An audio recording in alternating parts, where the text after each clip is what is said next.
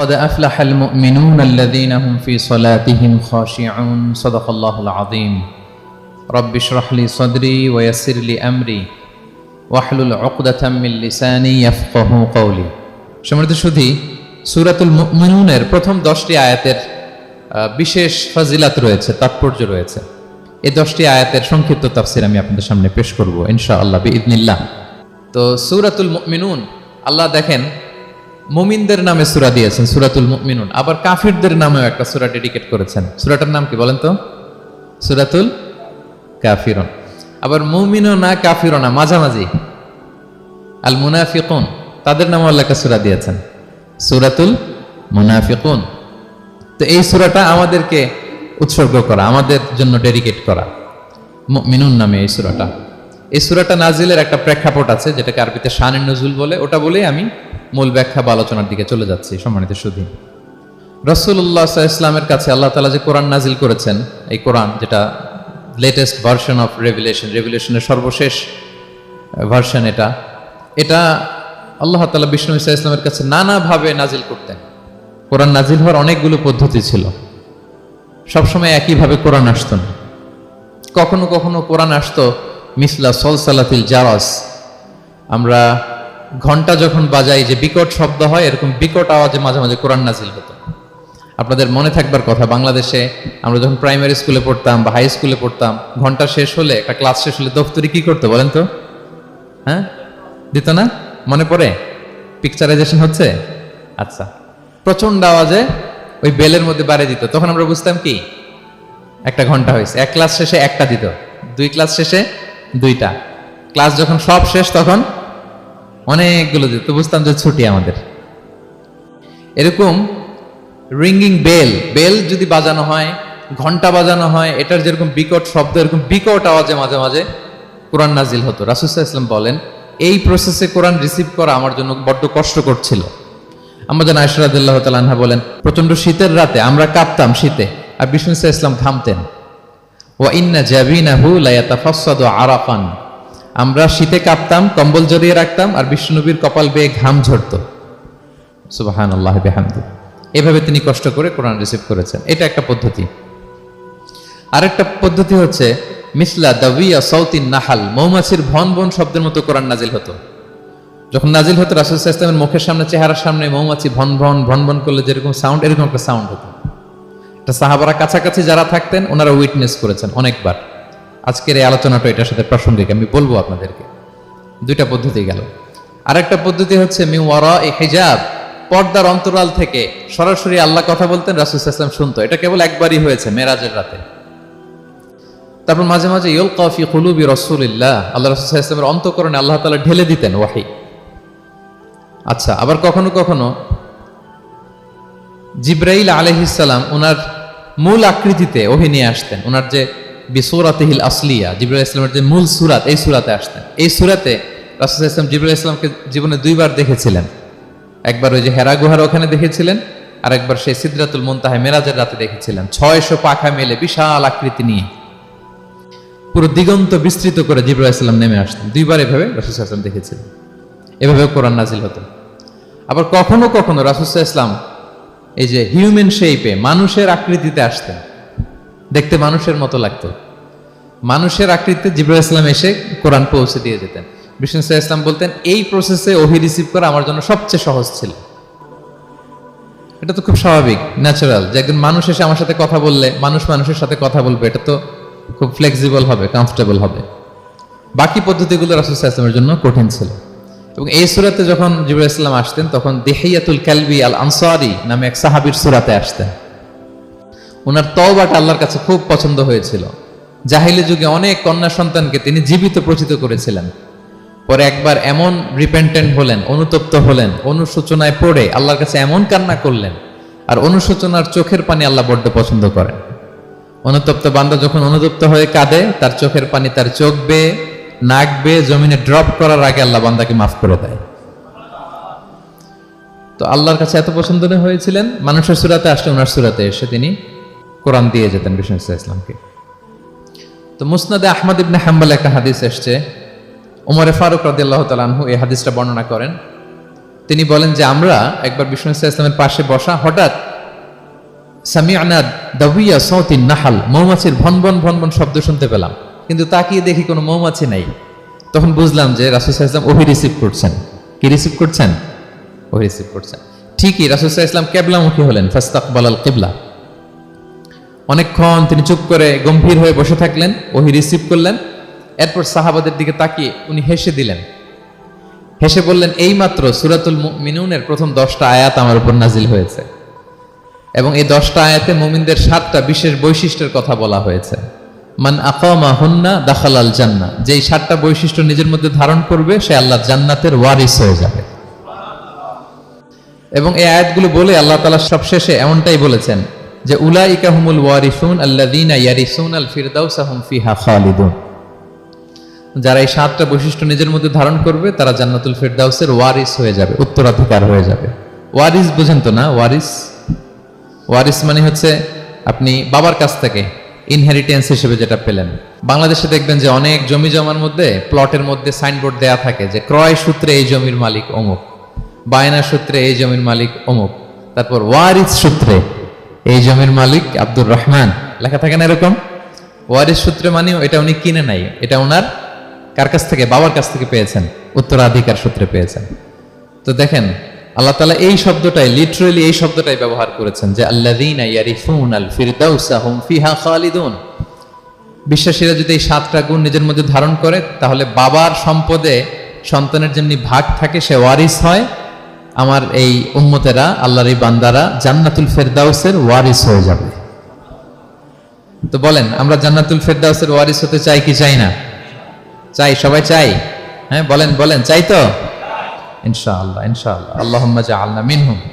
তো আমরা তাহলে শুনি আল্লাহ তাআলা কি বৈশিষ্ট্যের কথা বললেন যেগুলো ধারণ করলে আমরা জান্নাতুল ফিরদাউসের ওয়ারিস হব। আম্মাজান আয়েশা রাদিয়াল্লাহু তাআলা আনহাকে সাহাবারা জিজ্ঞেস করতেন যে আম্মাজান কাইফা কানা খুলুকু রাসূলিল্লাহ, আল্লাহ রাসূল সাল্লাল্লাহু আলাইহি ওয়াসাল্লামের আচরণ কেমন ছিল? তিনি বলতেন কানা খুলুকুহু আল কুরআন, রাসূল সাল্লাল্লাহু আলাইহি ওয়াসাল্লামের আচরণ ছিল কোরআনের মতো আচরণ। উম্মে সালামা রাদিয়াল্লাহু তাআলা আনহা, আমাদের আরেক আম্মাজান, ওনাকে জিজ্ঞেস করা হলে উনি বলতেন রাসূল সাল্লাল্লাহু আলাইহি ওয়াসাল্লাম যখন রাস্তা দিয়ে হেঁটে যেতেন কাআন্নাল কুরআনা ইয়ামশি আলাল আরদ, মনে হতো লিভিং কোরআনটা রাস্তা দিয়ে হেঁটে যাচ্ছে।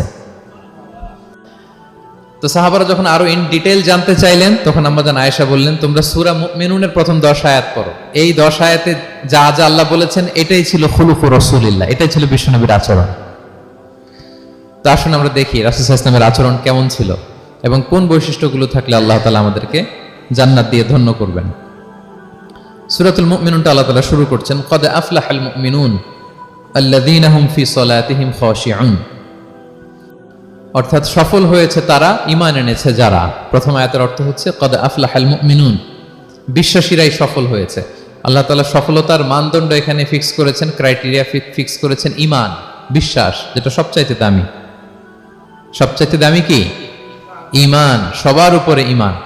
এজন্য যারা ঈমান এনেছে আল্লাহর উপর, যারা বিশ্বাস স্থাপন করেছে তারাই সফল হয়েছে। তো এই বিশ্বাসীদের কিছু গুণাবলী থাকতে হবে, কিছু ফিচার থাকতে হবে, তবেই তারা জান্নাতের ওয়ারিস হবে। সেগুলো কি আল্লাহ শুরু করছেন। আল্লাহ বললেন প্রথম বৈশিষ্ট্য হচ্ছে আল্লাযীনা হুম ফি সলাতিহিম খাশিউন। 7টা বৈশিষ্ট্যের প্রথমটা বলতেছি, যারা সফল হয়েছে বিশ্বাসীরা, ওই বিশ্বাসীরা যারা তাদের সালাতে বিনয়াবনত থাকে, বিনম্র থাকে। সালাত যখন আদায় করে তারা খুশু খুদুর সাথে সালাত আদায় করে, এটা হচ্ছে প্রথম বৈশিষ্ট্য। বিনয়ের সাথে। খুশু খুদু মানে হচ্ছে অন্তরের একাগ্রতা এবং অঙ্গ প্রত্যঙ্গের একাগ্রতা। খুব সহজে আপনার অন্তরটাও থাকবে, এখানে আল্লাহর ভয় থাকবে, একাগ্র চিত্তে আপনি আল্লাহকে স্মরণ করবেন, আবার অঙ্গ প্রত্যঙ্গগুলো ঠিক থাকবে, এগুলো নড়াচড়া করবে না। আমরা অনেকে সালাতে দাঁড়ালে খুব বেশি নড়াচড়া করি, সালাতে কিন্তু খুব বেশি মুভমেন্ট করা যায় না, এটা নিষেধ। খুব জরুরি প্রয়োজন ছাড়া মুভমেন্ট করা নিষেধ। আল্লাহ বলেন আল্লাযীনা হুম ফি সলাতিহিম খাশিউন, প্রথম বৈশিষ্ট্য হচ্ছে যারা তাদের সালাতে বিনয়াবনত থাকবে, একাগ্র চিত্তে সালাত আদায় করবে। এতটা একাগ্র চিত্তে তারা অন্তরের মধ্যে এই উপলব্ধি ধারণ করবে যে আমি যে ইবাদত করছি এটা আল্লাহ দেখছেন, Allah is watching me, Allah is observing me, Allah তাআলা সরাসরি দেখছেন। এবং রাসূল সাল্লাল্লাহু আলাইহি ওয়াসাল্লাম এটাই বলেছেন যে আনতা আবুদাল্লাহ কাআন্নাকা তারাহু ফাইন লাম তাকুন তারাহু ফাইন্নাহু ইয়ারাক, এমন ভাবে ইবাদত করো মনে করো যে তুমি আল্লাহকে দেখছো। আর এটা যদি ভাবতে, এই উপলব্ধি আনতে যদি কষ্ট হয় তাহলে অন্তত এতটুকু তো ভাবো যে আল্লাহ তোমায় দেখছেন, আল্লাহ আমাকে দেখছেন। এই ভাবনাটা অন্তরে আনা যায় না? চাইলেই আনা যায়। আমরা যেন এই উপলব্ধিটা নিজেদের মধ্যে রিয়েলাইজেশনটা বিল্ড আপ করার চেষ্টা করি যে আমি যে মুসল্লায় দাঁড়ালাম, এই যে আমি কিয়ামুল লাইল করতেছি, এই যে তারাবিতে আমি 20 রাকাত পড়তেছি লম্বা সময় ধরে, আল্লাহ কিন্তু দেখছেন। আমার সিজদা, আমার রুকু, এগুলো আল্লাহ তাআলা সরাসরি কি করছেন? দেখছেন। এই ফিল নিয়ে যদি আপনি সালাতে দাঁড়ান, এটা হচ্ছে খুশু খুদু। সাহাবারা এতটা বিনয়বনত ভাবে একাগ্র চিত্তে নিমগ্ন হয়ে সালাতে প্রবেশ করতেন, মরুভূমির মাঝখানে ওনারা সালাত পড়ার সময় মাঝে মাঝে মরুভূমির পাখি এসে ওনাদের কাঁধে বসে যেত, মাথায় বসে যেত। পাখিগুলো মনে করতো এগুলো হয়তো খেজুর গাছ টাছ কিছু একটা হবে। কি হবে? খেজুর গাছ হয়তো হবে। আবার যখন রুকুতে যেতেন, পাখি উড়াল দিত। তার মানে কি, খুব বিনয়বনত ভাবে বিনম্র চিত্তে ওনারা সালাত পার করতেন। তাহলে এটা হচ্ছে প্রথম বৈশিষ্ট্য। প্রিয় ভাইরা, আমরা যেন সালাতে অত্যন্ত বিনয়ের সাথে একাগ্র চিত্তে, with full of solemnity and submission, একটা সাবমিসিভ ভাব যেন আপনার থাকে, যে আপনি নিজেকে সর্বোচ্চ উজাড় করে নিজেকে আল্লাহর কাছে পেশ করছেন। এই অ্যাটিটিউডটা যেন আমাদের নামাজের মধ্যে থাকে। এটা হচ্ছে 1 নম্বর বৈশিষ্ট্য, আল্লাযীনা হুম ফি সালাতিহিম খাশিউন, যারা বিনয়বনত ভাবে থাকে। অনেকে বলে, হুজুর মন বসে না নামাজে আমার। এটা অনেকের প্রশ্ন, অনেকের জিজ্ঞাসা, যে মনটা ধরে রাখতে পারি না। নামাজে দাঁড়ালেই সারাদিন যেটা মনে হয় না ওইটা নামাজে মনে চলে আসে, এরকম হয় না? সারাদিন এটাকে কি যেন ভাবতেছিলাম মনে নাই। নামাজে দাঁড়ালেই মন চলে আসে। তারপরে মনকে আরবিতে বলে, অন্তরকে বলে কলব। কলব মানে যেটা খুব নড়াচড়া করে, মুভমেন্ট করে, ওইটাই কলব। মন দেখবেন এদিকে ছোটে ওদিকে ছোটে। ওই যে আমরা ছোটবেলায় একটা গান শুনতাম, গানটা হচ্ছে পাগল মন, মন কেন এত কথা বলে। মানে মন এদিকে ছোটে ওদিকে ছোটে, মনকে ধরে রাখা বড্ড জটিল, কষ্টকর। তো এটা স্বাভাবিক। অনেকে বলে, হুজুর আমার মন থাকে না নামাজে, একাগ্র চিত্তে নামাজ তো আদায় করতে চাই, কিন্তু মনটাকে ধরে রাখা যায় না। তো কিভাবে এই খুশু খুদু সাবমিসিভনেস আপনি কিভাবে বাড়াবেন, এটাও বিষ্ণু সাল্লাল্লাহু আলাইহি ওয়াসাল্লাম আমাদেরকে ইনস্ট্রাক্ট করেছেন, গাইড করেছেন। কিভাবে এই খুশুটা আসবে, অন্তরের মধ্যে একাগ্রতা আসবে। 1 নম্বর পদ্ধতি হচ্ছে খুশু খুদু বাড়ানোর। সালাতে যখন আপনি দাঁড়াবেন, বিষ্ণু বলেন সল্লু সলাতান মুআদ্দিয়া। বিষ্ণু বলেন, মনে করো যে নামাজটা পড়তেছো এটা হতে পারে তোমার বিদায়ী নামাজ, শেষ নামাজ জীবনের, হতে পারে না? ধরেন যে মাগরিবের সালাত যে আমরা আজকে পড়বো, এমন তো হতে পারে এটাই আমাদের জীবনের শেষ নামাজ। কি বলেন, হতে পারে কি না? পারে। আমরা কে কখন চলে যাব আমাদের তো জানা নাই। তো এই যে মুসল্লায় যখন আমরা দাঁড়াই, তখন কেন আমরা এটা ভাবি না যে it could be the last and final prayer in my life, হতে পারে এটাই আমার জীবনের শেষ নামাজ। এটা যদি আপনি ভাবতে পারেন, তখন দেখবেন ঠিকই আপনার একাগ্রতা, সাবমিসিভনেস এটা বাড়তেছে। আপনাকে যদি বলা হয় যে আজকে রাত 10টায় তোমার দুনিয়ার সফর শেষ, নতুন স্টেশনে যেতে হবে, আলামুল বারজাকে, তোমার শেষ, তোমার মৃত্যু হয়ে যাবে। আজকে যে মাগরিব আর এই যে এশা আর যে তারাবির সালাত, এটাই তোমার লাস্ট নামাজ, যাও এটাই তোমার লাস্ট চান্স। এটা যদি আজকে আমরা জানি, এই হলরুমে যারা আছি, যদি এটা জেনে যায় যে আজকের তারাবিটাই শেষ তারাবি, শেষ সুযোগ, বলেন তো আমাদের অবস্থা কি হবে? প্রতিদিন ধরেন যে মাগরিবের নামাজের পরে একটু নিউজ দেখেন, একটু ফেসবুকে ঢুকেন, আজকেও তো ঢুকবেন তাই না? ঢুকবেন। কি করবেন আজকে? আল্লাহ আকবার, সব বাদ দিয়ে অজু করে আতর মেখে জায়নামাজটা ভিজিয়ে দীর্ঘ কিয়ামুল লাইল করবেন। সিজদায় পড়ে চোখের পানি দিয়ে জায়নামাজ ভিজিয়ে দেবো আমরা, ঠিক কিনা? কারণ আমি নিশ্চিত হতে পেরেছি এটাই আমার শেষ নামাজ। তো এটা তো প্রত্যেক সালাতের ক্ষেত্রেই আমাদের প্রযোজ্য। আসলে আমরা যে নামাজ পড়ি, যে কোনো নামাজই তো আমার শেষ চান্স হতে পারে। কি বলেন, হতে পারে কি পারে না? বলেন তো। পারে। এই টেকনিকটাই রাসূল সাল্লাল্লাহু আলাইহি ওয়াসাল্লাম শিখিয়েছেন, বলেছেন সল্লু সালাতান মুআদ্দিয়া, মনে করে এটাই হতে পারে তোমার জীবনের শেষ নামাজ। আমাদের ইউনিভার্সিটিতে ইমাম বেসার, যিনি চিফ ইমাম, উনি নামাজের আগে একটা চমৎকার অ্যানাউন্সমেন্ট দেয়। উনি বলে যে লেটস পারফর্ম দিস সালাহ as if this is our last and final prayer. চলুন এমনভাবে নামাজটা পড়ি, ভাবি যে হতে পারে এটাই আমার জীবনের শেষ নামাজ। তাহলে সম্মানিত, শুধু এই ভাবনাটা নিয়ে যদি আমরা মুসল্লায় দাঁড়াই, দেখবেন যে ওই দিন আপনার মনে দিক সেদিক যাবে না, একটা ভয় কাজ করবে যে হায় রে, হতে পারে এটাই আমার লাস্ট চান্স, আর আমার রবকে সিজদা দেওয়ার সুযোগ হয়তো আমি আর পাবো না। তাহলে এখন থেকে আমরা সালাতে যখন দাঁড়াবো এটা ভাববো যে this could be my last chance in my life, হতে পারে এটাই শেষ চান্স। আমি একাগ্র চিত্তে আমার সালাতটাকে আল্লাহর কাছে উপস্থাপন করি। কি বলেন, পারা যাবে তো ইনশাআল্লাহ? খুশু খুদু বাড়ানোর 1 নম্বর টিপস। খুশু খুদু বাড়ানোর 2 নম্বর টিপস হচ্ছে তাড়াহুড়ো না করা। আমরা অনেকে তাড়াহুড়ো করি, রুকু থেকে হুট করে দাঁড়িয়ে যাই, তারপরে সোজা হয়ে দাঁড়িয়ে না থেকে তাড়াতাড়ি সেজদায় চলে যাই, দুই সেজদার মাঝখানে ধীরস্থির ভাবে বসার কথা, আমরা না বসেই দ্বিতীয় সেজদায় চলে যাই। এই প্রবণতা আমাদের অনেকের আছে না? এটা কিন্তু নিষেধ। তা'দিলুল আরকান, বাকি সব মাযহাবে এটা ফরজ। আপনি তাড়াহুড়ো করলে আপনার নামাজই হবে না। আর আমাদের মাযহাবে, হানাফি মাযহাবে এটা ওয়াজিব। ওয়াজিব তরক করলে সাউ সিজদা দিতে হয়। দুই সেজদার মাঝখানে আপনি সুস্থির হয়ে বসবেন। অনেকে দেখা যায় একটা সেজদা দিয়ে মাথা কোনো রকম উঠিয়েই আরেক সেজদায় বসেও নাই ঠিক মতো আরামসে, এরকম আছে না? এটা যদি কেউ করে আমাদের মাযহাব অনুযায়ী তার সৌ সেজদা দিতে হবে। তাহলে এরকম তাড়াহুড়ো করা যাবে? আর এখন থেকে তো কি করবেন বলেন? ধীরস্থির ভাবে নামাজ পড়বো। No rushing, no rushing in salah, no hastiness in salah. নামাজে রাশ করা যাবে না, রিল্যাক্সের সাথে আমরা নামাজ পড়বো, ধীরস্থির ভাবে নামাজ পড়বো। রুকু সেজদাগুলো খুব চমৎকার ভাবে আদায় করবো। রাসূল সাল্লাল্লাহু আলাইহি ওয়াসাল্লামের রুকু যে দিতেন, ওনার পিঠটা এত স্ট্রেট ফরওয়ার্ড হতো, সাহাবারা বলতেন লাউ ইস্তাকাররা আলাইহিল মা লাসাব্বা আলাইহিল মা আলাস্তাকাররা।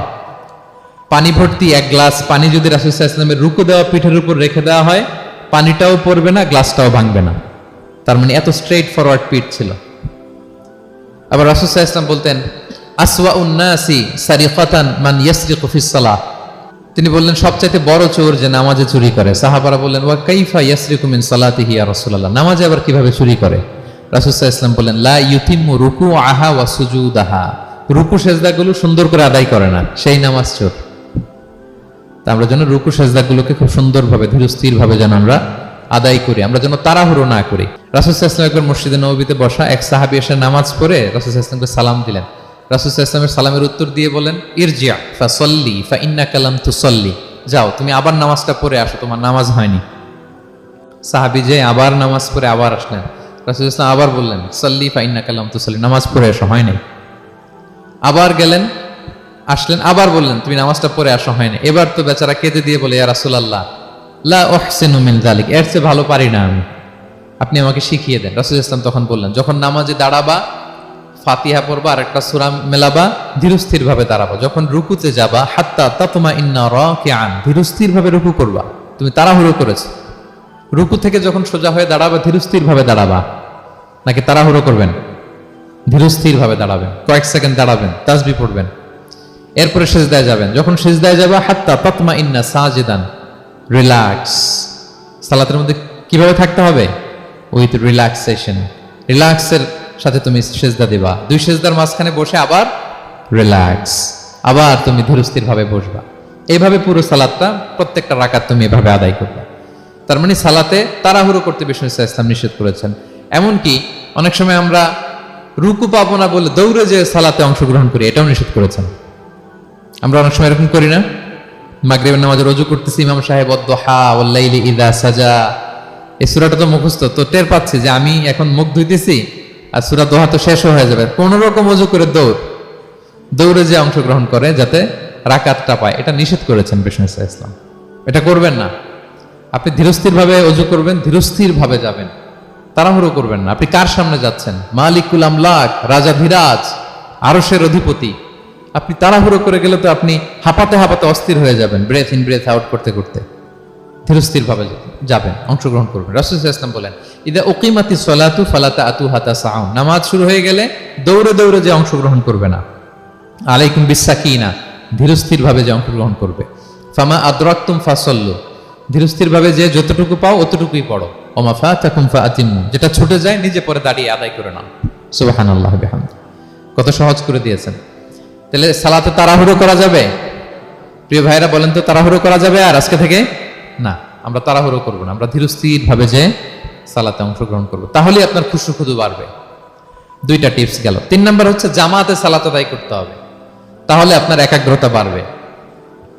সালাতুল জামাআতি তাফদুলু সালাতাল ফাযি বি 27 দারাজা, একাকী নামাজ পড়লে যে সওয়াব, জামাতে পড়লে 27 গুণ বেশি সওয়াব। জামাতে পড়বেন। রাসূল সাল্লাল্লাহু আলাইহি ওয়াসাল্লাম সবসময় জামাতে সালাত পড়তেন। ইন্তেকালের আগেও এই সালাতের ব্যাপারে তিনি আমাদেরকে ওসিয়ত করেছেন, বলেছেন আসসালাতু আসসালাত ওয়া মা মালাকাত আইমানুকুম। ইন্তেকালের আগ মুহূর্ত, এখনই রূহ কবজ হবে, এর আগে উনি কি বলেছেন? সালাত, উম্মতেরা সালাত, নামাজ, নামাজ যেন নষ্ট না হয়। উমর ফারুক রাদিয়াল্লাহু তাআলা আনহুর সময়ে একজন অগ্নি উপাসক ছিল, তার নাম আবু লুলু আল মাজুসি। উনি মুগীরা ইবনে শুআবা রাদিয়াল্লাহু তাআলা আনহু নামে এক সাহাবীর দাস ছিলেন, মুকাতাব দাস। কন্ট্রাক্ট ছিল যে এত টাকা দিলে তাকে আজাদ করা হবে।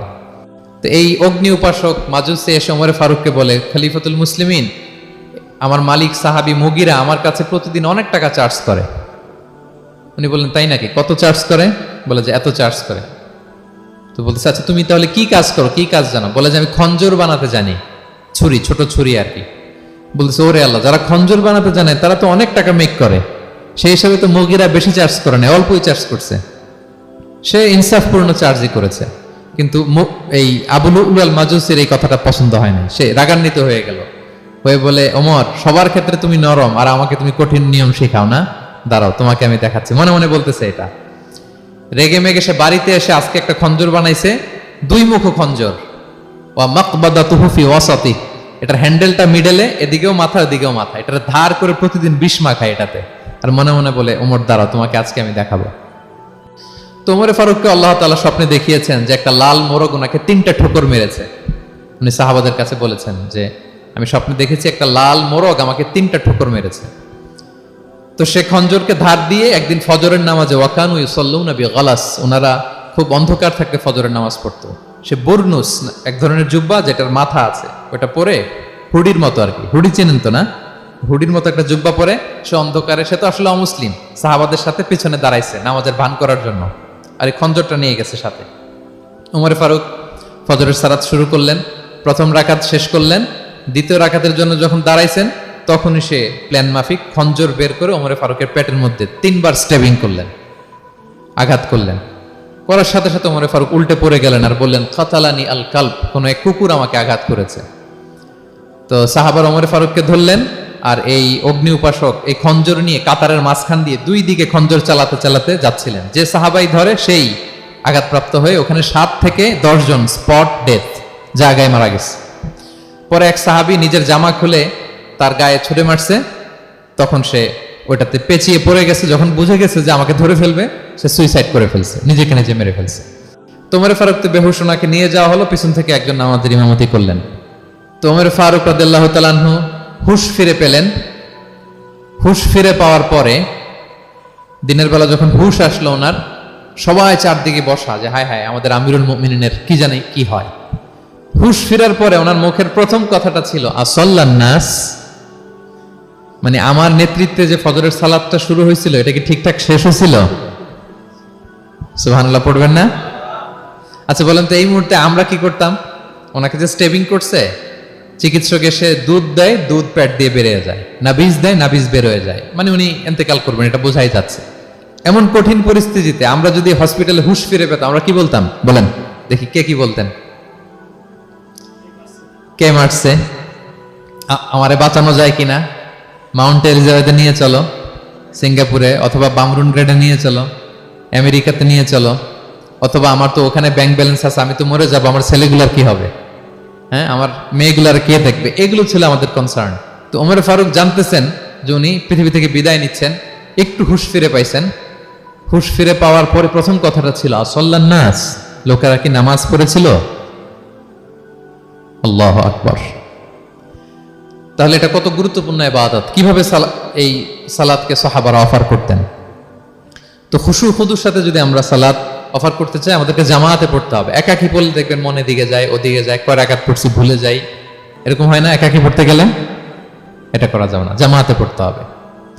সালাতে কি কি বলতেছেন এগুলোর অর্থ বুঝে যদি সালাত অফার করেন, তাইলে আপনার সালাতে মনোযোগ থাকবে। সুবহান রাব্বিয়াল আলা, সুবহান রাব্বিয়াল আযীম, এর অর্থ কি? সূরা ফাতিহা যে প্রতিদিন পড়ি, কি সুন্দর প্রার্থনা সূচক বাক্য, এর অর্থ কি? আল্লাহ সকল প্রশংসা তোমার, আল্লাহ তুমি দয়াময় মেহেরবান, আল্লাহ তুমি বিচার দিবসের মালিক, যেদিন তোমার আরশের ছায়া ছাড়া কোনো ছায়া থাকবে না। নবীদের যে পথে চালিয়েছে ওই পথে আমাদেরকে চালাও, যারা ভ্রান্ত হয়েছে, যারা তোমার ক্রোধের শিকার হয়েছে ওই পথে আমাদেরকে চালিও না। কি চমৎকার চমৎকার কথামালা দিয়ে আমরা এই দোয়াগুলো পড়ি। আমরা অর্থ বুঝি না বলে আমাদের হৃদয়েও টাচ করে না, ঠিক কিনা? দেখবেন আরব শায়েকরা যখন কিয়ামুল লাইল করে, তারাবির সালাত পড়ায়, অনেক অনেক আয়াতে ওনা ডুকরে ডুকরে কেঁদে ওঠে আওয়াজ করে। কারণ কি? জাহান্নামের আয়াত, আযাবের আয়াত, পূর্ববর্তী উম্মত যে ধ্বংস হয়েছে, কিভাবে ওদেরকে বিকট আওয়াজ দিয়ে, সাউন্ড গ্রেনেড দিয়ে ধ্বংস করা হয়েছে, বন্যা দিয়ে ধ্বংস করা হয়েছে, কিভাবে এদেরকে বাতাস দিয়ে নাস্তানাবুদ করে দেয়া হয়েছে, এগুলো যখন পড়ে ওনারা কাঁদে। আযাবের আয়াত আসলে কাঁদে, জান্নাতের আয়াত আসলে সাবলীল কণ্ঠে তেলাওয়াত চালিয়ে যায়। এর কারণ কি বলেন? অর্থ বুঝে। আমরা যেন সালাতে অর্থ বুঝে সালাত অফার করার চেষ্টা করি, পাশাপাশি সালাতের সুন্নাহগুলো যেন আমরা পড়ি। সালাতের যে সুন্নাহ আছে, সুনানুস সালাহ, এগুলো যেন আমরা পড়ি, মনোযোগ আরো বাড়বে। সানাগুলো পড়বেন, ফাতিহা শেষে আওয়াজ করে আমিন বলবেন, অথবা ফিসফিসি কণ্ঠে আমিন বলবেন।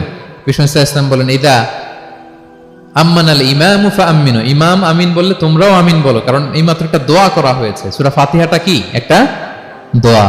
ইদা ওয়াফাকা তামিনুকুম তামিনাল মালাইকাতি গুফিরা লাহু মা তাকাদ্দামা মিন যামবিহি ওয়া মা তাআখার। রাসূল সাল্লাল্লাহু আলাইহি ওয়াসাল্লাম বলেছেন, ইমাম যখন আমিন বলে তোমরাও তখন আমিন বলো, কারণ তোমরা যখন আমিন বলো ফেরেশতারাও আমিন বলে। আর তোমাদের আমিন আর ফেরেশতাদের আমিন যখন একসাথে হয়ে যায়, তোমাদের পূর্বের সব গুনাহ আল্লাহ মাফ করে দেয়। এটা আমিন বলা সুন্নাহ, বলবেন। নামাজ বাঁধার পরে সুন্নাত নামাজে, নফল নামাজে সানাগুলো পড়বেন। কত চমৎকার অর্থবোধক সানা আছে। আমরা তো শুধু সুবহানাকাল্লাহুম্মা বিহামদিকা ওয়া তাবারাকা ইসমুকা ওয়া তাআলা জাদ্দুকা শুধু এটাই পড়ি। রাসূল সাল্লাল্লাহু আলাইহি ওয়াসাল্লাম তাকবীরাত তাহরিমে বাঁধার পরে অনেক চমৎকার চমৎকার দোয়া পড়তেন। ইন্না সলাতি ওয়া নুসুকি ওয়া মাহইয়ায়া ওয়া মামাতি লিল্লাহি রাব্বিল আলামিন। আমার সালাত, আমার ইবাদত, আমার জীবন মরণ সবটাই কার জন্য? এই দোয়াটা পড়তেন শুরুতেই। তারপর পড়তেন ওয়াজ্জাহতু ওয়াজহিয়া লিল্লাযী ফাতারাস সামাওয়াতি ওয়াল আরদা হানিফা ওয়া মা আনা মিনাল মুশরিকিন। আমার সবকিছুকে আমি এক সত্তার দিকে ফেরালাম, একনিষ্ঠ হয়ে, আর আমি মুশরিক নই, আমি আল্লাহর দিকে একনিষ্ঠ হলাম। এই দোয়াগুলো পড়তেন। আল্লাহুম্মা বাঈদ বাইনি ওয়া বাইনা খাতায়ায়া কামা বাআদতা বাইনাল মাশরিকি ওয়াল মাগরিব। আল্লাহুম্মা নাক্কিনি মিন খাতায়ায়া কামা ইউনাক্কা আস-সাওবুল আবয়াদু মিনাদ দানাস। আল্লাহুম্মা আগসিল খাতায়ায়া বিল মাই ওয়াস সালজি ওয়াল বারাদ। এগুলো সানা, এগুলো যে সানা আমরা জানিই না। সানা মানে হচ্ছে প্রশংসা সূচক কথা। আমরা শুধু সুবহানাকাল্লাহুম্মা বিহামদিকা এতটুকুই পড়ি। রাসূল ইসলাম বলতেন, আল্লাহ আমার আর আমার গুনার মাঝে এতটুকু দূরত্ব করে দাও, পূর্ব থেকে পশ্চিম যত দূর, আমার আর আমার গুনার বোঝার মাঝে এতটুকু দূরত্ব তুমি করে দাও।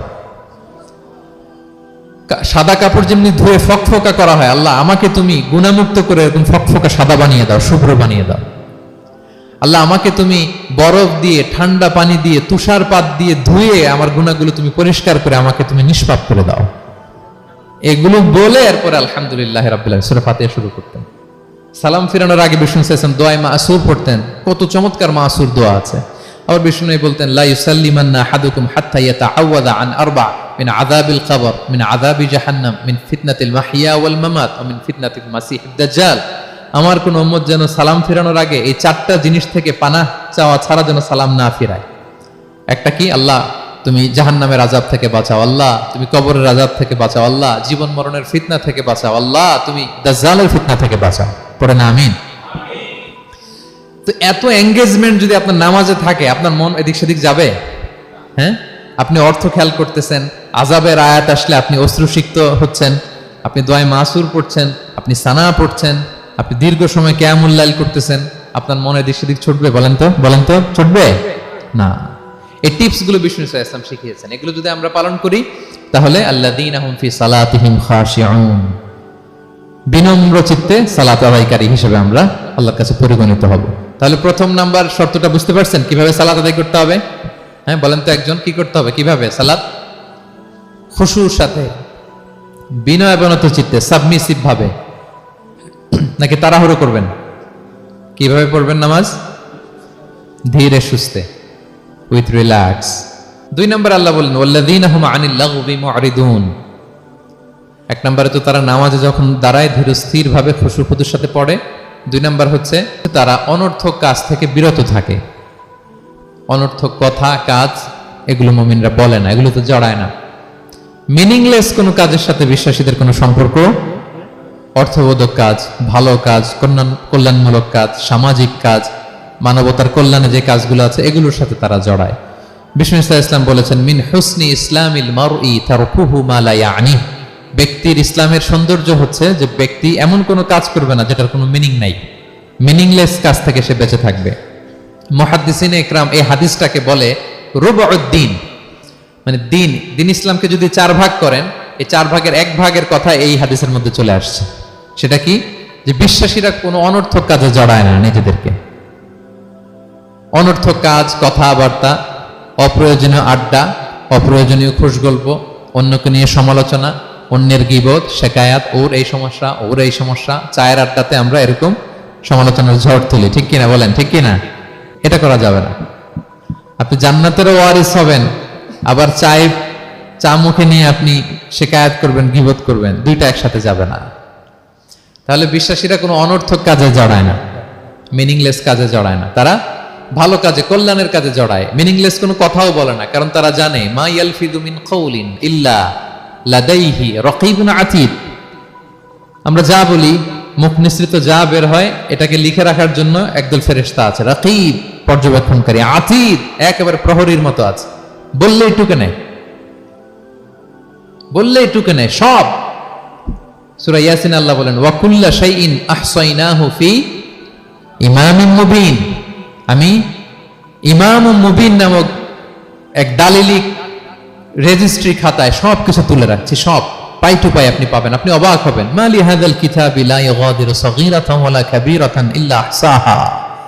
এটা কেমন আমলনামা, ছোট্ট ভালো কাজ করেছে ওইটাও আছে, ছোট্ট খারাপ করেছে ওইটাও আছে। অবাক হবেন আপনি, সব আল্লাহ তাআলা সেখানে তুলে রাখবেন। তো বিশ্বাসীরা কোনো অনর্থক কথা কাজের সাথে জড়ায় না, এজন্য কারণ তারা জানে এগুলো সব রেকর্ডেড, সব রেকর্ডেড। আপনার কোনো কাজ যদি রেকর্ড করা হয় এবং বলা হয় যে এটা গণমানুষের কাছে উপস্থাপন করা হবে, আপনি কি করবেন তখন বলেন তো? খুব সতর্ক হয়ে চলবেন, সতর্ক হয়ে বলবেন। হ্যাঁ, এই যে আমরা যে এই ক্যামেরা থাকলে যেভাবে কথা বলি, সবসময় কি এইভাবে বলি না? আমরা যখন নিজেদের ঘরোয়া আড্ডায় বসে আমরা কত কথা বলে ফেলি, ইনফরমাল অনেক কথা বলি, যেগুলো ক্যামেরা থাকলে বলি না, কারণ এটা ফরমাল, এটা কোটি মানুষের কাছে যাবে, সবাই শুনবে, সবাই জানবে, এজন্য আমরা সাবধান হয়ে কথা বলি। কি বলেন? তো এই যে এই ক্যামেরা কিন্তু অদৃশ্য ক্যামেরা চারদিকে আমাদের, ইমাম মুবিন নামক অদৃশ্য ক্যামেরা দিয়ে সব রেকর্ড করা হচ্ছে। রেকর্ড করে দিচ্ছেন কে? পাই টু পাই হিসাব চাওয়া হবে। আল্লাহর সুপ্রিম কোর্টের কাঠগড়ায় সব হিসাব চাইবেন আল্লাহ তাআলা, আপনি যে দেখবেন। তো বিশ্বাসীরা এই সেন্সটা মাথায় রাখে, সব যেহেতু রেকর্ডেড, যা মনে চায় মুখ দিয়ে বলা যাবে, যা মনে চায় করা যাবে না। এজন্য অহেতুক কথাবার্তা, অহেতুক সমালোচনা, অহেতুক গসিপিং, অহেতুক কমেন্টস এগুলো করব না। এখন সোশ্যাল মিডিয়ার যুগে দেখবেন যে কমেন্টসের বন্যা বয়ে যায়, যার যেটা মনে চায়, কারণ ধরার কেউ নাই, দেখার কেউ নাই, বলার কেউ নাই, যা মনে চায় লিখতে থাকে। হ্যাঁ, বিশাল একজন বড় মাপের লোক, তার ওখানে যে লিখতেছে যা মনে চায়, গালি গালাজ, ওনাকে অ্যাডভাইস দেওয়া, নাসিহাত দেওয়া ইচ্ছে মতো। বিশ্বাসীরা এটা করে না, তারা অনর্থক কোনো কাজে জড়ায় না, এবং কেউ জড়াতে চাইলেও তাকে স্পেস দেয় না। একদল আছে দেখবেন যে আপনি আজে বাজে কাজে জড়ান না, এটা আবার অনেকের ভালো লাগে না। তো তারা এসে আপনাকে জড়াতে যাবে, তর্ক করবে, আপনার সাথে ডিবেট করবে, পায়ে পাড়া দিয়ে ঝগড়া করবে, এরকম আছে না নাই? আপনার কমেন্ট বক্সে এসে দেখবেন যে গালি দিবে, হ্যাঁ, ট্যাগিং করবে, পোক করবে, মানে আপনাকে অস্থির বানাতে চাইবে। আপনি কি করবেন? আপনিও আর একটা গালি দিয়ে দিবেন কমেন্টসে, আপনারও তো স্বাধীনতা আছে নাকি? আপনিও দিবেন গালি? কি করবেন? সালাম দিবেন। কি দিবেন? ওয়া ইযা খাতাবাহুমুল জাহিলুনা ক্বালু সালামা। সূরা ফুরকানে আল্লাহ বলেছেন যে মূর্খরা যখন অনর্থক তর্ক করতে আসতে চায়, বিশ্বাসীরা তাদের সাথে ওই ফাঁদে তারা পা দেয় না। তারা কি করে? সালাম দিয়ে কেটে পড়ে। তাহলে পায়ে পাড়া দিয়ে যদি কেউ এখন থেকে ঝগড়া করতে চায় আমাদের সাথে, আমরা কি করব? সালাম দিয়ে ওখান থেকে কেটে পড়ব। তাহলে বিশ্বাসীদের 2 নম্বর বৈশিষ্ট্য, ওয়াল্লাযীনা হুম আনিল লাগবি মুরিদুন, বিশ্বাসীরা অনর্থক কাজে জড়ায় না। 3 নম্বর হচ্ছে ওয়াল্লাযীনা হুম লিয-যাকাতি ফাঈলুন, বিশ্বাসীরা তাদেরকে যদি আল্লাহ তাআলা ধন সম্পদ দিয়ে সমৃদ্ধশালী করে, তারা যাকাত দেয়। কি দেয়? আপনারা যাকাত দেন তো নাকি? দেখে তো মনে হচ্ছে সবাই ব্যবসায়ী, হ্যাঁ, চেহারা দেখে মনে হচ্ছে মাশাআল্লাহ অনেক সম্পদের মালিক। যাকাত দিতে হবে। আমরা যে যাকাত দেই, এটাকে আমরা করুণা করি? বলেন তো না। যাকাত হচ্ছে গরিবের হক। ওয়াফি আমওয়ালিহিম হাক্কুন লিস-সাইলি ওয়াল মাহরুম, আল্লাহ বলে ধনীদের সম্পদে গরিবদের অধিকার আছে। তা আপনি যখন কারো অধিকার দিলেন, আপনি কি তার প্রতি করুণা করলেন? হ্যাঁ, অধিকার কি করুণা? বলেন তো না। আপনার সম্পদে গরিবের অধিকার, আপনি করুণা করেন নাই, বরং আপনার থেকে যাকাত নিয়ে ওই গরিব আপনাকে করুণা করে গেছে। কারণ জাকাত নেয়া তার জন্য আবশ্যক না, আপনার দেয়া আবশ্যক। ও যদি বলে আমি জাকাত দিব না, তো আপনি কারে দিবেন? ও জাকাত গ্রহণ করে আপনাকে বাঁচালো, তাহলে credit goes to them, thanks goes to them. Islam চায় এই যে অর্থনৈতিক তারল্য, এটা সমাজে সবার কাছে থাক। এক পাশে গাছতলা, আরেক পাশে পাঁচতলা, এরকম বিভাজন ইসলাম চায় না। ইসলাম চায় সবার হাতে টাকা পয়সা থাক। কাইলা ইয়াকুনা দুলাতান বাইনাল আগনিয়াই মিনকুম, টাকা পয়সা যেন শুধু ধনীদের মধ্যে সার্কুলেট না হয়, সবার কাছে যেন যায়। এজন্য আল্লাহ বলেন তোমাদের সম্পদে গরিবের অধিকার আছে। এটা করুণা না, এটা অধিকার। আর যদি এই ফরজ ইবাদত আপনি আদায় না করেন, আল্লাহ বলেন কঠিন শাস্তি তোমাদের জন্য অপেক্ষা করছে। আল্লাযীনা ইয়াকনিজুনা আয-যাহাবা ওয়াল ফিদ্দাতা ওয়া লা ইউনফিকুনহা ফি সাবিলিল্লাহ ফাবাশশিরহুম বিআযাবিন আলীম। স্বর্ণ জমায়, রূপা জমায়, ব্যাংক ব্যালেন্স, যাকাত দেয় না, তাদের জন্য কঠিন আযাব, কঠিন আযাবের সুসংবাদ দিয়েছেন আল্লাহ। দুঃসংবাদ না, সুসংবাদ। মানে হেয় করে, তুচ্ছ করে আল্লাহ তাআলা বলেছেন। ছেলে ইংরেজি পরীক্ষায় ফেল করছে, মা বলে ফেল করছে না, পড়াশোনা তো নাই, তোমার বাবা আসুক, এমন মাইট দিবে, মাইট দিলে মজা টের পাবা। আচ্ছা বলেন তো, মাইট দিলে কি মজা লাগে না ব্যথা লাগে? কিন্তু মা কি বলছে? মজা টের পাবা। মানে ওরে তুচ্ছ করে, তাচ্ছিল্য করে বলছে, মায়ের তীব্রতা বোঝানোর জন্য বলছে যে এমন মাইট দিবে, টের পাবা, দাঁড়াও, তোমার বাবা আসুক আজকে ঘরে। আল্লাহ ওইটাই বললেন। এই সম্পদগুলোকে লোহার খুন্তি বানিয়ে জাহান্নামের আগুনে পোড়ানো হবে। 3 জায়গায় সাকা দেওয়া হবে। তুকুয়া বিহা জিবাহুহুম, কপালে, পাজরে, পিঠে।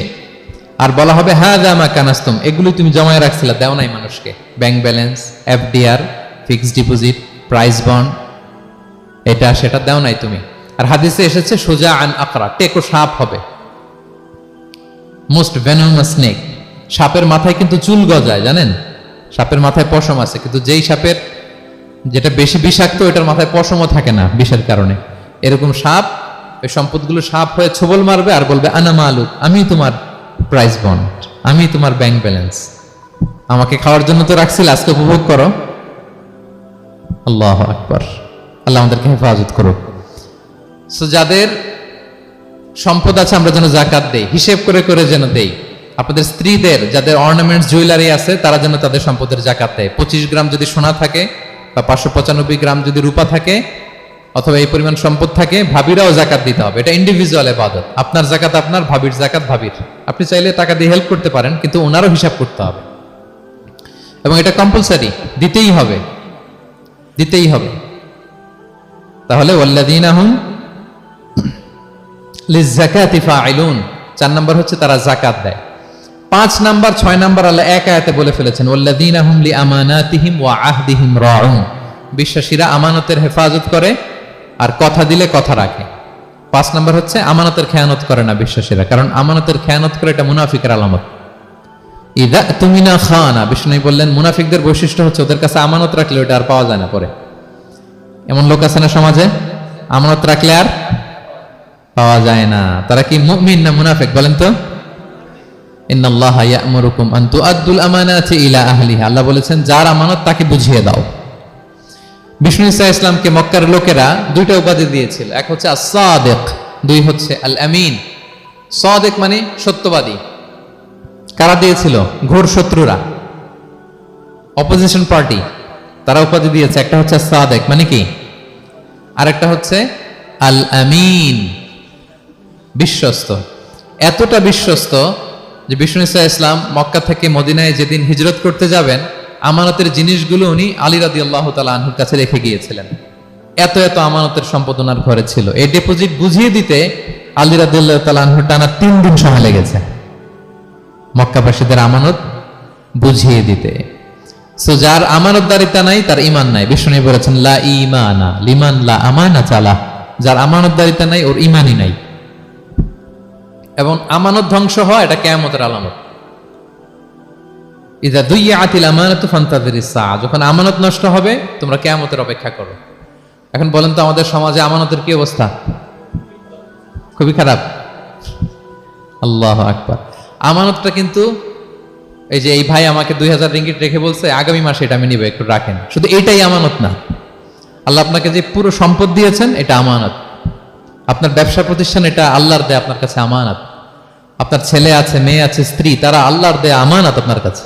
আপনার নেম, আপনার ফেম, আপনার পাওয়ার, আপনার নলেজ, এগুলো আল্লাহর দেয়া আমানত।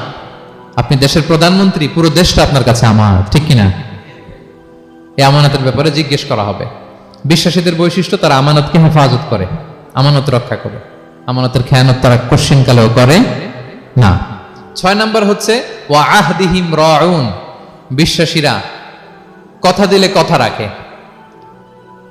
তারা ওয়াদার খেলাফ করে না। ওয়াদার খেলাফ করাও কিন্তু মুনাফিকের আলামত। ওয়া ইযা ওয়াআদা আখলাফা, ওয়াদা দিলেই মুনাফিকরা এটা খেয়ানত করে, তারা কথা দিয়ে কথা রাখে না।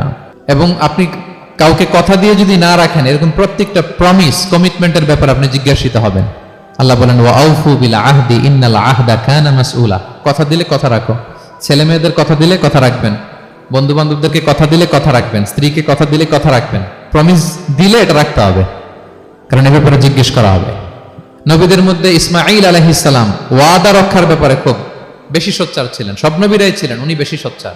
এজন্য আল্লাহ বলেন ওয়াজকুর ফিল কিতাবি ইসমাঈল ইন্নাহু কানা সাদিকাল ওয়াদি ওয়া কানা রাসূলান নাবিয়্যা। উনি ছিলেন সাদিকাল ওয়াদ, প্রতিশ্রুতি রাখতেন। এক লোকের সাথে ওনার কথা হলো যে আগামীকাল বিকেলে ওনারা দেখা করবেন। ইসমাঈল সাল্লাম বিকেলবেলা আগামীকাল যে এক গাছের নিচে কমিটমেন্ট ছিল যে অপেক্ষা করলেন, কিন্তু ওই লোক আসে নাই, ভুলে গেছে। ইসমাঈল সাল্লাম ভাবলেন আজকে ভুলে গেছে, মনে হয় আগামীকাল আসবে, আগামীকাল আমি যাব। এরপরের দিন আল্লাহ নবী ইসমাইল যে ওই লোকের জন্য ওখানে হাজির, কিন্তু ওই লোক ওই দিনও আসে নাই। ইসমাইল সাল্লাম বললেন মনে হয় এরপরের দিন আসবে। ইসমাইল সাল্লাম এরপরের দিনও যায় হাজির। এভাবে একদিন 2 দিন না, টানা 30 দিন উনি আসরের পরে ওই গাছের নিচে ওই লোকের জন্য অপেক্ষা করেছেন। কারণ ইন্নাল আহদা কানা মাসউলা, কথা দিলে কথা রাখতে হবে। দেখেন আমরা কথা দিয়ে কথা রাখি তো নাকি? রাখেন রাখেন, সবাই বলেন এই চেষ্টা করতে হবে, রাইট? কথা দিলে আমরা যেন কথা রাখি। সব শেষে 7 নম্বর আল্লাহ বললেন ওয়াল্লাযীনা হুম আলা সালাওয়াতিহিম ইউহাফিজুন, বিশ্বাসীরা তাদের সালাত হেফাজত করে। একটু খেয়াল করে দেখেন, 7টা গুণের প্রথমটাও কি নিয়ে? সালাত নিয়ে, আবার শেষটাও।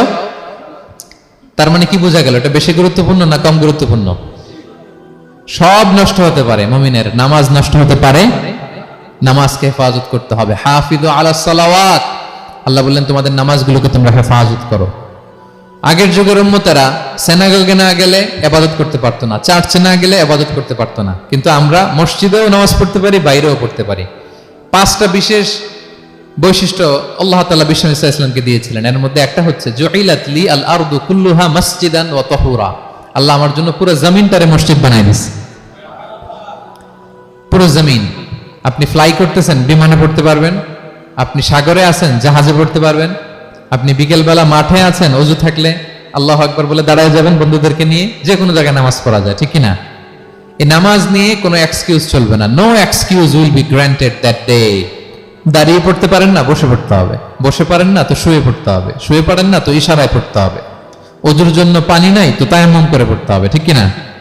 হাফিজু আলাস সালাওয়াত, সালাতের ব্যাপারে সচেষ্ট হও, কারণ এটা প্রথম হিসেব চাইবেন আল্লাহ। আল্লাহ বলেন আউয়ালু মা ইউহাসাবু বিহিল আবদু ইয়াউমাল কিয়ামাতি আস-সালাহ, কিয়ামতের সর্বপ্রথম হিসাব হবে নামাজের। আওয়াজ করে বলেন কিসের? ফা ইন সালুহাত সালুহা সাইরু আমালি, নামাজের হিসাব যদি সহজ হয় সব সহজ, আর নামাজের হিসাব যদি গন্ডগোল হয় পুরো আমল নামায় গন্ডগোল লেগে যাবে। প্রিয় ভাইরা, তাই আমরা যেন সালাতের ব্যাপারে যত্নবান হই, আমরা যেন খুশু খুজুর সাথে সালাত পড়ি, আমরা যেন অনর্থক কথাবার্তা কাজ থেকে যেন বেঁচে থাকি। আল্লাহ যাদেরকে আমাদেরকে সম্পদ দান করেছেন, আমরা যেন ফরজ যাকাতটুকু আদায় করি।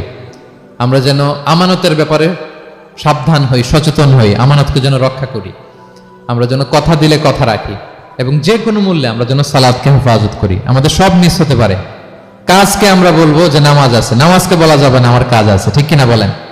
আওয়াজ করে বলেন ঠিক কিনা? কাজকে কি বলবো আমরা? নাকি নামাজকে বলবেন আমার একটু কাজ আছে? না, আমরা যেন সালাতের ব্যাপারে যত্নশীল হই, সচেতন হই। এই যে 7টা গুণের কথা বললাম, যারা এটার উপর আমল করবে, যারা এটা নিজের মধ্যে ধারণ করবে, আল্লাহ বলেন উলাইকা হুমুল ওয়ারিসুন, এরা ওয়ারিস। আল্লাযীনা ইয়ারিসুনাল ফিরদাউসা হুম ফিহা খালিদুন, তারা জান্নাতুল ফিরদাউসের ওয়ারিস হয়ে যাবে। আমরা যেন এই ভালো গুণগুলো, এই বৈশিষ্ট্যগুলো, এই ফিচার্সগুলো যেন নিজেদের মধ্যে আত্মস্থ করতে পারি, এবং জান্নাতুল ফিরদাউসের ওয়ারিস যেন আমরা হতে পারি। আল্লাহ তাআলা আমাদের সবাইকে কথাগুলো বোঝার ও আমল করার তৌফিক দান করুক। হাযা মা ইনদি ওয়াল ইলমু ইনদাল্লাহি আলাইহি তাওয়াক্কালতু ওয়া ইলাইহি উনীব। আসসালামু আলাইকুম ওয়া রাহমাতুল্লাহি তাআলা।